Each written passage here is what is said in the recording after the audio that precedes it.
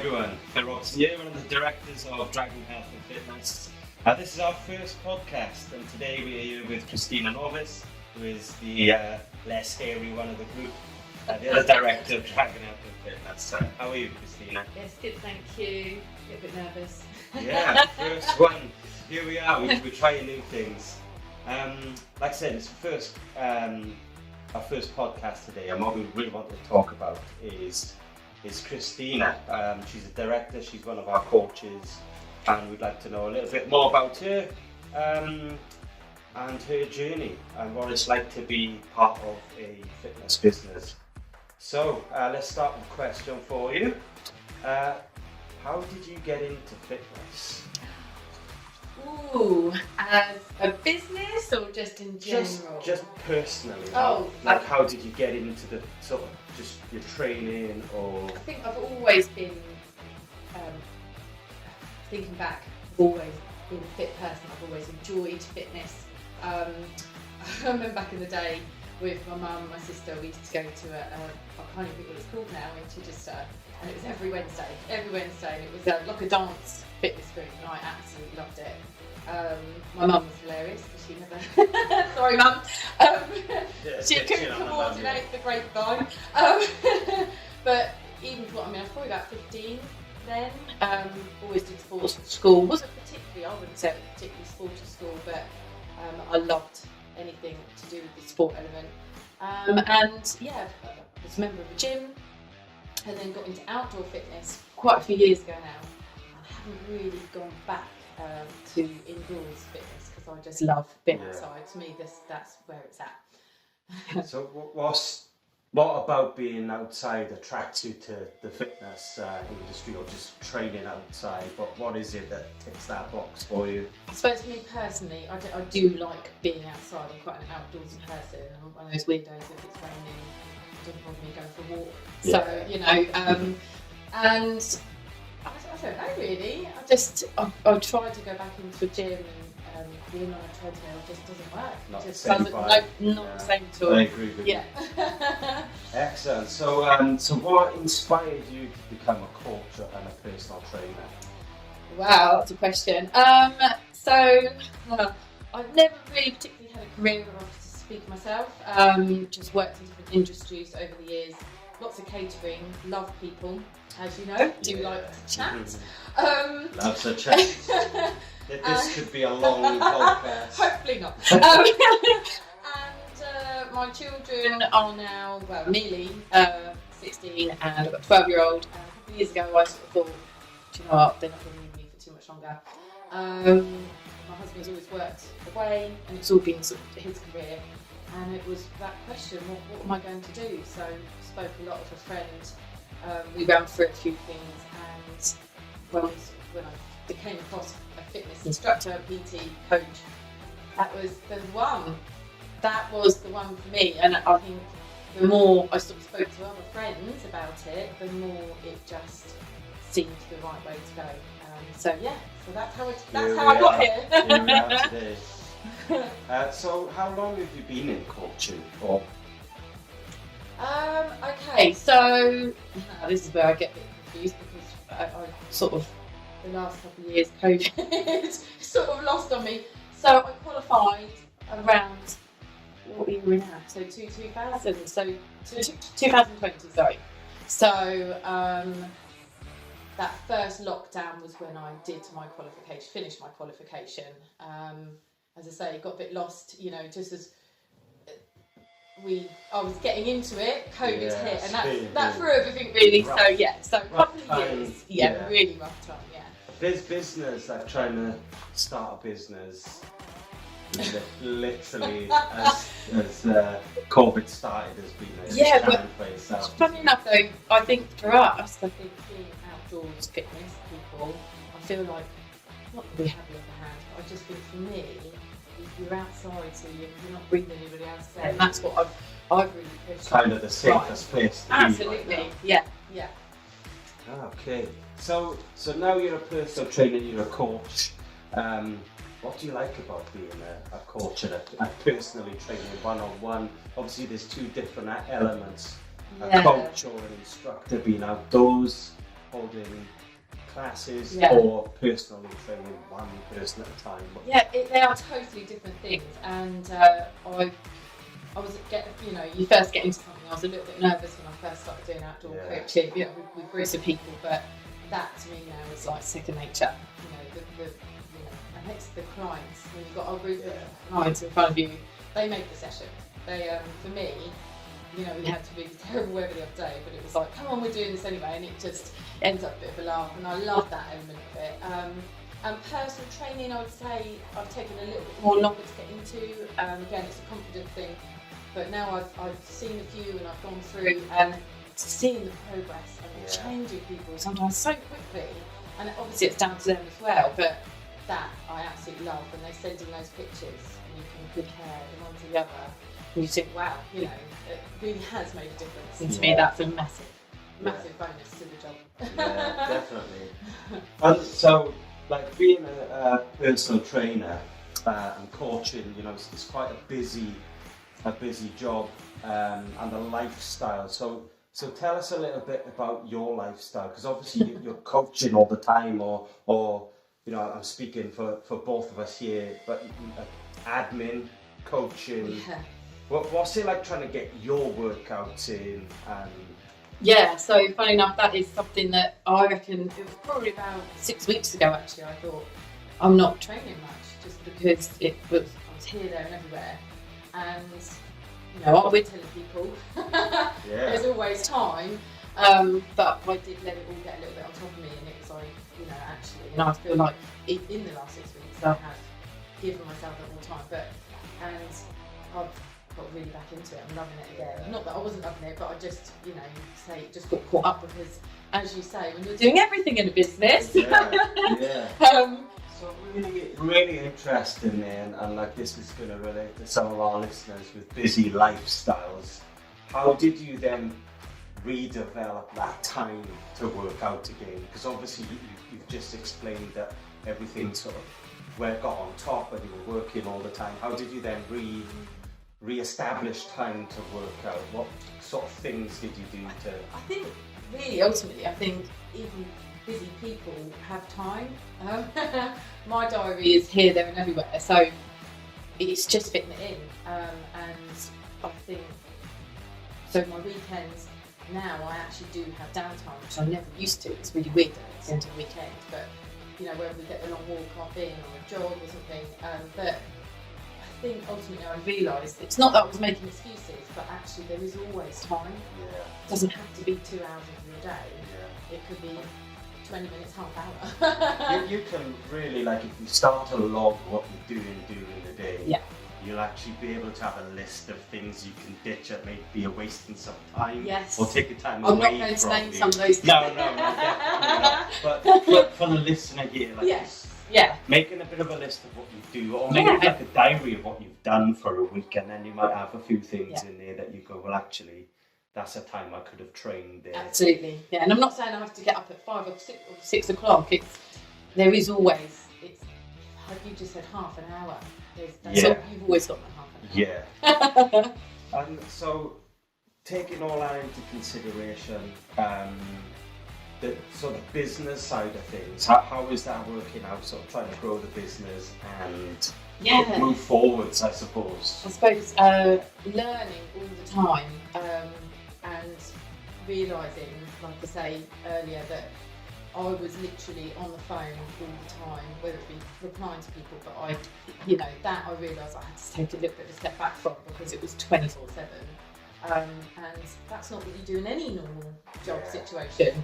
You have a Monday to Friday, you have your shift work, but being in a business, like even Facebook Messenger's telling you, oh, you should reply, and it's just that constant. But actually step back, go, okay, that's fine. I can give it a minute, I can think about the response. But actually, I just feel like, I don't know if it's just as a turnaround, or I'm just getting a bit more. Social media's come a little bit easier.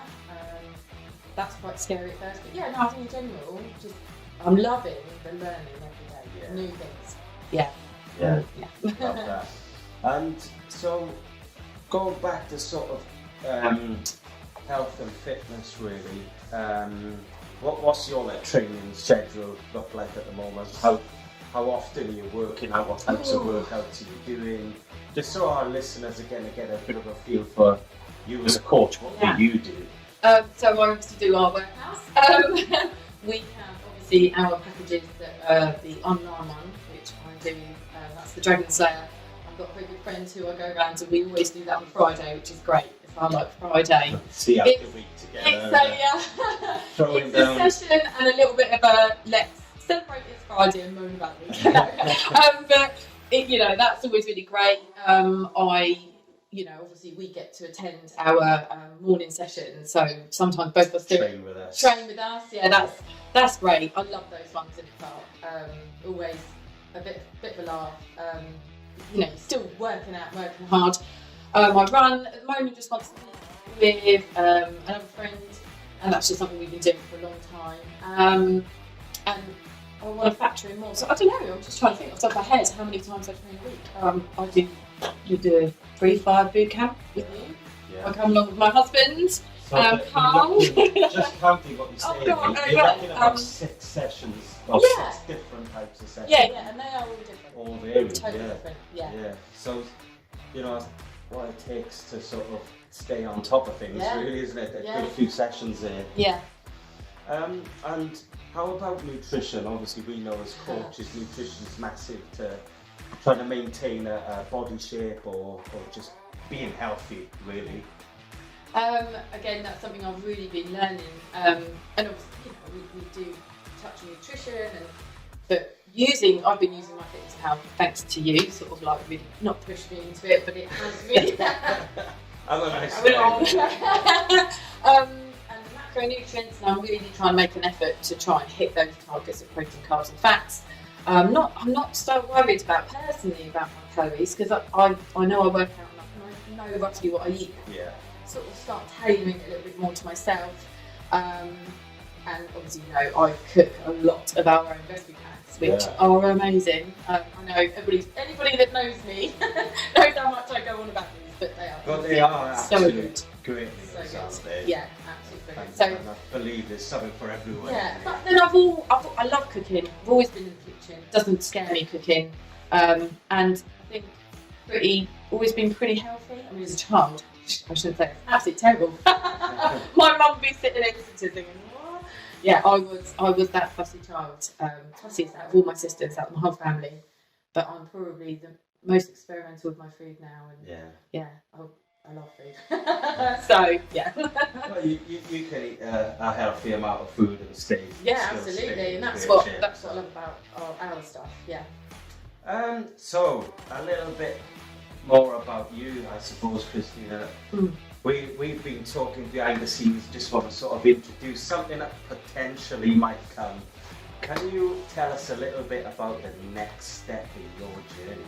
Okay, so not quite sure how much I want to say.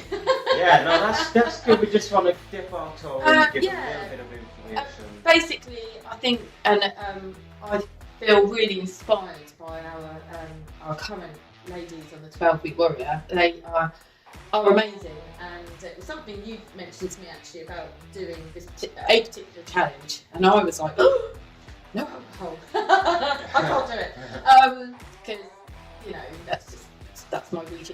I like a glass of wine. Everyone knows that. Gin's funny. But I suppose when we've asked these ladies who are doing our 12-week warrior, they come in. Some haven't exercised for a long time. Yeah. Not used to looking at their food all the time, cooking new meals, and they come in and in what we do now, I don't know. Week 9, and they are absolutely smashing it, and I felt a bit guilty and had a little word in myself, because I was like, we're asking these ladies to trust in us, push themselves, and when you said to me about doing a challenge, no alcohol for 10, 11, 12 weeks, whatever it would be, that's really wrong me. I'm at a stage in my fitness where I've not plateaued, I suppose, just I feel like I want the next level. The next level. And I want to try something new and different, and so we're looking at this, and it's something we're going to start soon. I'm quite excited. Yeah, excited it's to good start. stuff. Yeah. It's definitely, I think, obviously I've been asking the questions here, but when you're sort of in the fitness industry, you keep it on top of your fitness, but it doesn't end. No. You know, the journey doesn't end. We tell our clients that quite a bit, don't we? Yeah. So is that something that you're looking to invigorate? And I think next... that's the thing. And I think, yeah, that's exactly what I'm saying. I think, you know, like I say, 6 weeks ago, I was like, oh, I'm not even really training much because everything's just running around all hectic. So getting back in and doing as much training as I have been, and I just think it's great and I love it, but I just feel like I could do that bit more. When I look at these ladies who start from nothing and what they've achieved in just 9 weeks, you know, I've already done that. I've done that a couple of years ago, and I've sort of, you know, not skipped along because obviously I work out hard, but I just feel like there's room. Room for more. Excellent. Yeah, room I for more. think there's always, once you get used to exercise, or the current exercising regime you might have, there's always room to sort of extend that a little bit or try and move up a level or whatever. Yeah. So a little bit of fun before we finish. Oh no. Favourite exercise? Ooh. Okay, so little bunch of exercise. Okay, so I love, you know, I absolutely love single arm snatching. I like, you know, that when I see that on board. I don't know. Every time I think I need to go heavier because it's just an amazing one. Oh, I don't know. Oh, you put me on the spot. Anything abs. Yeah, the ab queen. Stina is definitely the ab queen. Yeah, anything abs. Love abs. Could do them and worst, most disliked exercise for you personally? Okay, you could know what it is. I'm gonna know what it is. Yeah. I'd say something to do with squats. Oh no, yeah, okay, so thruster thrusters maybe? today. Yeah, no, thrusters, but actually, no, if I see mountain climbers, yeah. No, I've got better at squats, and I think it's one of those things that the more you do it, the less you hate it. It is a lot, yeah, no, I agree with you, like when we've trained together now for quite a while and just seeing your squat like improve over the time and you're lifting heavier, you know, every few months. I suppose everybody's got their thing, haven't they? Like you say, I'm not abs and I'm actually, although thrusters and shoulders, but anything, put weight in my hands and I'm squatting and my legs just go, whereas I've got friends who, you know, who go, oh, I can't do the abs, but squatting like all day long. So that's my thing. So I don't hate them.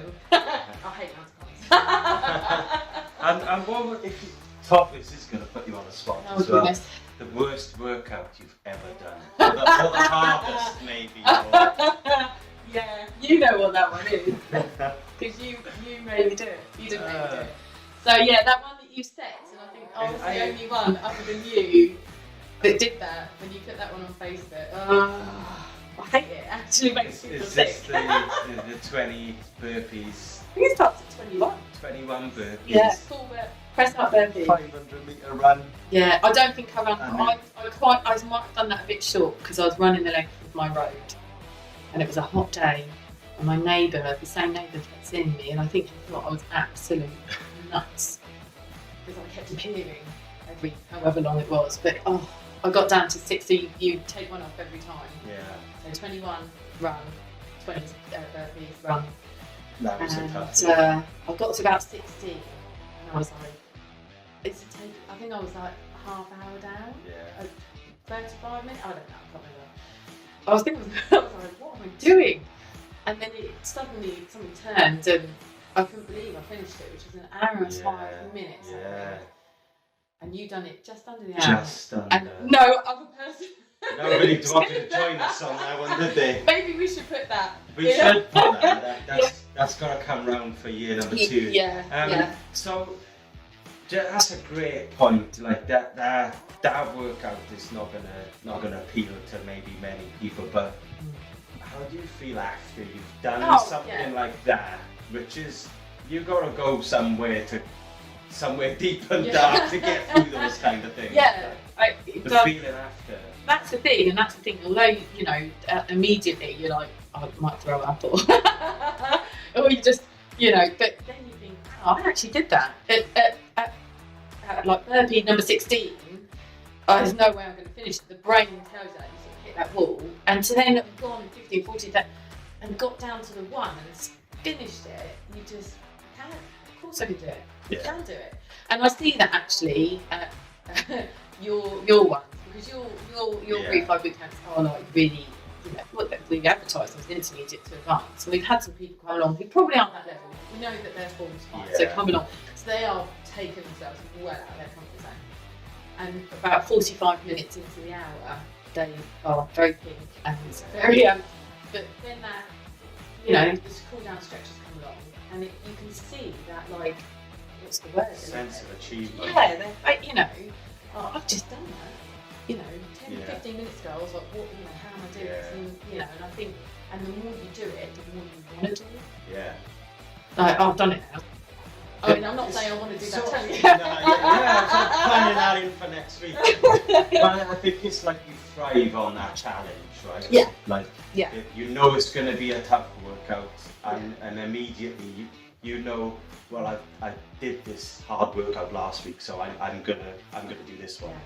It kind of gives you that bit of confidence to go in. Absolutely, and it is confidence. Yeah. It is about confidence, and I think that's hopefully what I want to bring out in other people. That they can do it. Yeah. Anybody can do it. Whatever it is, if we have to adapt it to suit them, that's fine. That's what we do. They're there, and that's the thing. That's the main thing for me, is getting people in, showing them how to do it, showing them how to do it correctly, and hopefully getting them to love it, because it's so important. So important. Look, today's lifestyle, it's so important to build strength. Around your body. Definitely. Yeah. So, what would you say? I'm gonna make this hopefully the last question. What would you say to anybody who maybe they've heard about Dragon Health and Fitness, or they've seen us on social media, not come down to any sessions yet, or they're thinking about it? What would you say to that person? Just come, just literally come, and even if, so for people who really are a bit scared, who I have said this to, like, just come along, have a little walk in the park, just come and have a look, come and see people having a laugh, and rude people looking out for each other, then there's no pressure, just come and see what it's about, and then just come along, because it is actually, I think, this is what we find in, and people are saying, it is, everybody looks out for each other. Yeah. It's, obviously, again, your sessions are a little bit more racy, I suppose, but then that's what they're there.